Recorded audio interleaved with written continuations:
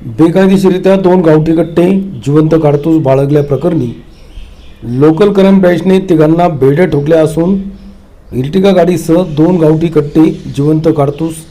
असा एकूण 5,72,000 रुपयांचा मुद्देमाल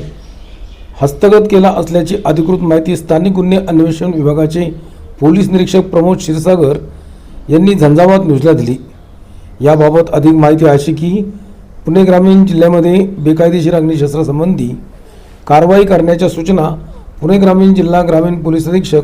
संदीप सिंह गिल्ले यांनी स्थानिक गुन्हे शाखेच्या पोलीस पथकाला दिल्या होत्या। त्यानुसार आज रोजी स्थानिक गुन्हे शाखेचे पोलीस पथक जुन्नर विभागात पेट्रोलिंग करीत असताना सहाय्यक पोलीस निरीक्षक महादेव शेलार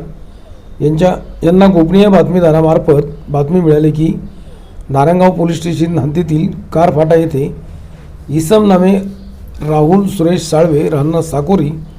तर्फे बेल्ले तालुका जुन्नर हा त्याच्या 2 साथीदारांसह त्याच्या ताब्यातील MH06 BE 4626 इर्टिगा गाडी घेऊन येणार आहे व त्याच्याकडे 2 गावठी कट्टे असून मिळालेल्या बातमीनुसार गुन्हे शाखेच्या पोलीस पथकाने पंचांसमक्ष सदर ठिकाणी सापळा लावून राहुल साळवे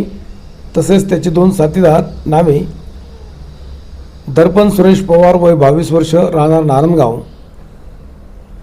तालुका जुन्नर, तेजस संदीप मातेले वय 21 राहणार नारायणगाव तालुका जुन्नर यांना ताब्यात घेऊन त्यांची पंचांसमक्ष अंगझडती घेतली असता राहुल साळवे तसेच तेजस मातेले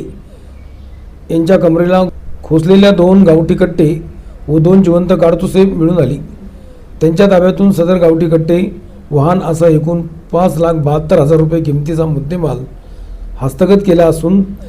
त्याबाबत नारायणगाव पोलीस स्टेशनमध्ये गुन्हा दाखल केला आहे। सदर आरोपीची वैद्यकीय तपासणी करून पुढील कारवाईसाठी नारायणगाव पोलिसांच्या ताब्यात दिले आहे। सदरची कारवाई पुणे ग्रामीण पोलीस अधीक्षक संदीप गिल, अप्पर पोलीस अधीक्षक रमेश चोपडे, उपविभागीय पोलीस अधिकारी धनंजय पाटील